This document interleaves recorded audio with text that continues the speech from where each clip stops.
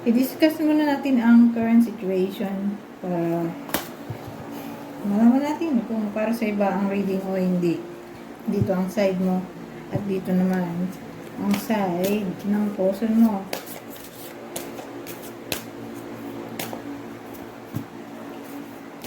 So, sa side mo may anak ka na siguro.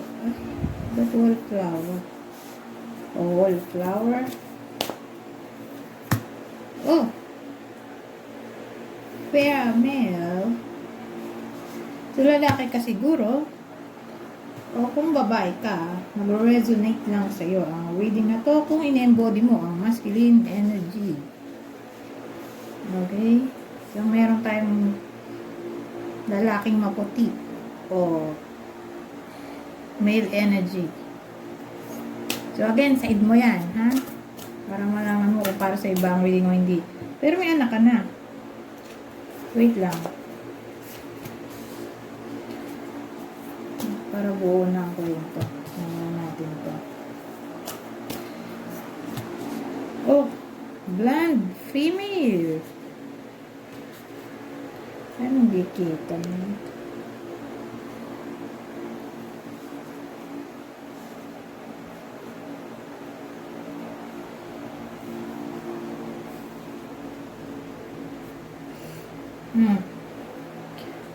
So, sa side mo, may anak ka na, children eh.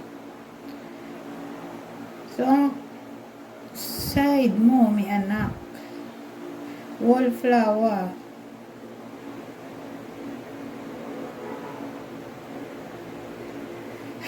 Kasi pag nakita ko yan, parang uninterested. Either uninterested ka dun sa person mo.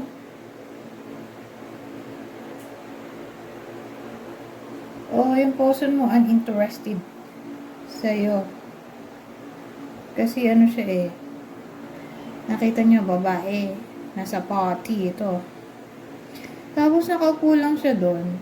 Dito. Di siya nagsasaya. Eh yung nasa paligid niya nagsasaya. So parang wala siyang interest na makihalubilo.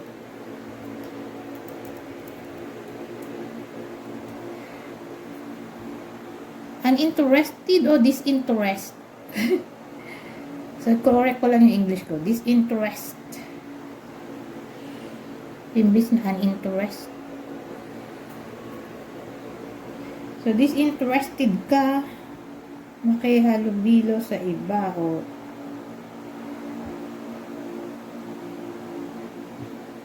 itong lalaking kasi ikaw to eh.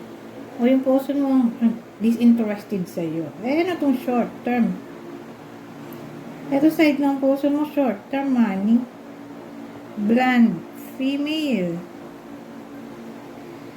So, yung person mo, specific, detalyado ang kwento dito. Blonde, female. Pwede,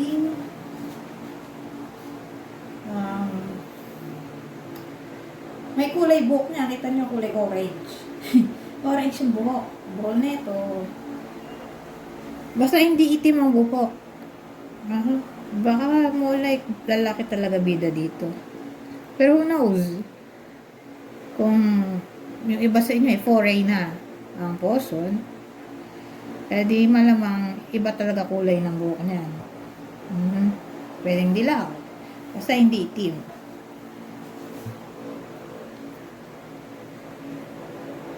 Blonde female. Oh, who knows? Baka maputi rin. Katulad mo. And to short term money. Nung nakita ko short term, akala ko literal na short term. Eh di, parang pampalipas oras ka lang. Pero kasi katabi niya yung money. So, ang dating short, sa short, para masabihin. May financial issue. So, madaling salita. Siya. Kumbaga, nagkakapera nga siya, pero short period o short term lang.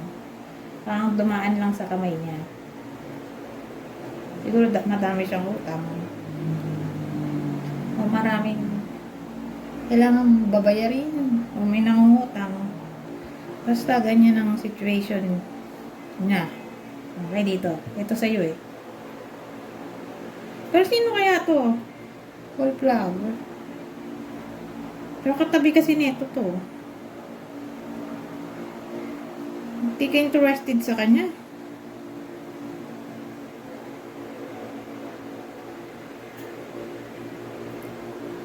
So again, pamilyado kayo, ha? Dahil nasa part mo to. Pero kung ito ay nandito, siya yun. Pero mukhang pamilyado kayo. Pero mukhang wala kang interest sa person mo. Nowadays. Bakit kaya? Anong problem? Bakit parang dismayado ka siguro sa kanya? O hindi mo siya pinapansin? O cold ka sa kanya, sa person mo? Anong reason? Dahil ba may financial issue siya? Malalaman natin dito.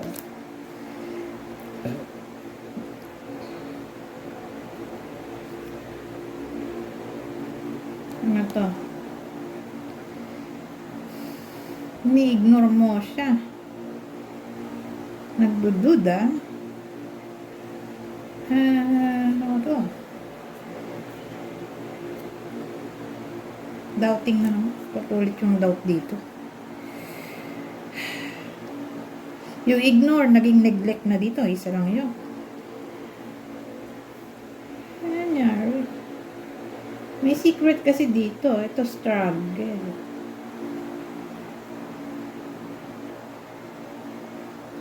Ano ba ito? 2, 4, 6, 8, 9 of wands. Baliktad. Kahit pala baliktad to, struggle pala. So, upright. Reverse, struggle lang, 9 of wands.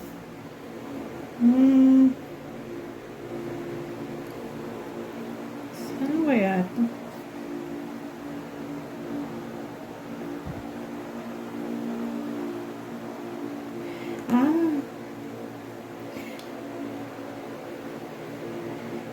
Well, ang dating dito, wala namang iba. Actually, nung nakita ko nga tong High Priestess, upright pa siya.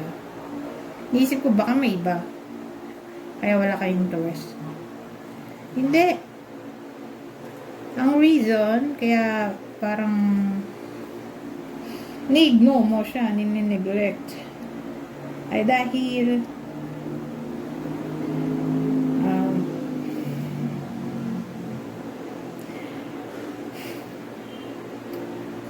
intuitively, alam mo na may ginagawang kalokohan yung person mo.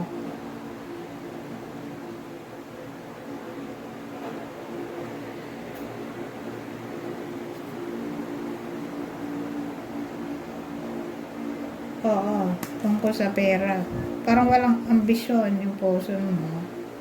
Busit ka sa kanya. Hindi mo nakikita na gusto niyang guminhawa ang buhay niyong pamilya. Hindi mo nakikita na may ambisyon siya para umangat kayo pare-pareho ko. Parang barat siya. Sarili lang niya inisip niya. Rude. Parang feeling mo, walang patutunguhan ng connection nyo. Ayan. Kaya ka cold.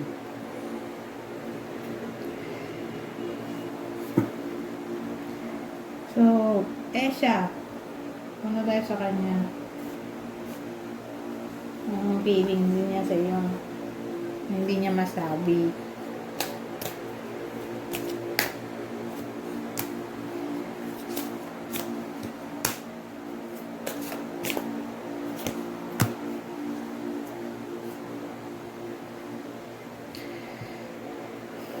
So, sabi dito, I feel empty and hollow inside. I can't open up right now. So, ang dating wala siyang emotion na kahit ano. para sa iyo ngayon. Ayaw kanyang harapin, ayaw niya makipag-usap din sa iyo. Ayaw niya mag-open up, sabi dito. Sa ngayon, I know what I'm doing. I play dumb to keep you confused. Alam naman daw niya kung anong ginagawa niya. Naglalaroan ka lang niya para malito ka.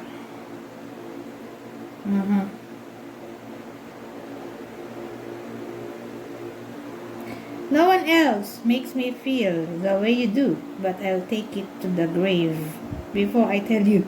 Ano to? Ang dating daw, nahihiya siya siguro. Wala siyang interest na sabihin sa'yo. Ito ang nararamdaman niya na tawag dito. Ikaw lang ang nagparamdam sa kanya ng naramdaman niya. Nararamdaman niya na ewan ko kung anong naramdaman niya sa'yo. Saya o may nakita siya sa'yo na something na hindi niya makita sa iba. Pero wala siyang balak sabihin sa'yo. Dun sa totoong nararamdaman niya para sa'yo na positive. Ewan ko bakit hindi na lang niya sabihin sa'yo na masaya siya na nakilala ka niya. Ba't kailangan niya pang ilihim? Sa bagay, sa ngayon lang naman at dahil nga sabi dito, I feel empty and hollow inside. I can't open up right now. Siguro nga dahil may financial problem siya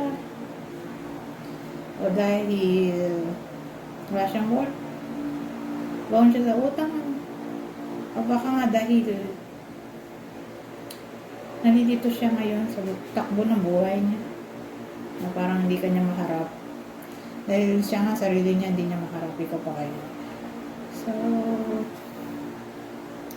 ayun,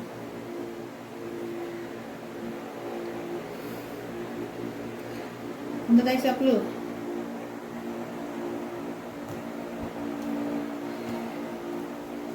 Bibigay ako ng 6 na clue.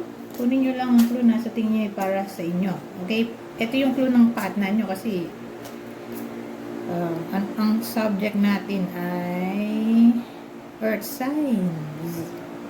So, ikaw ay earth sign. Taurus, Virgo, o Capricorn. Ito yung possible partner mo para malaman mo kung para sa iba ang reading o hindi. Leo, Pisces, Capricorn, Aquarius, Virgo, Sagittarius, Pisces. Ulit. Leo, Pisces, Capricorn, Aquarius, Virgo, Sagittarius, Pisces. Anyways, hanggang dito na lang. Goodbye for now.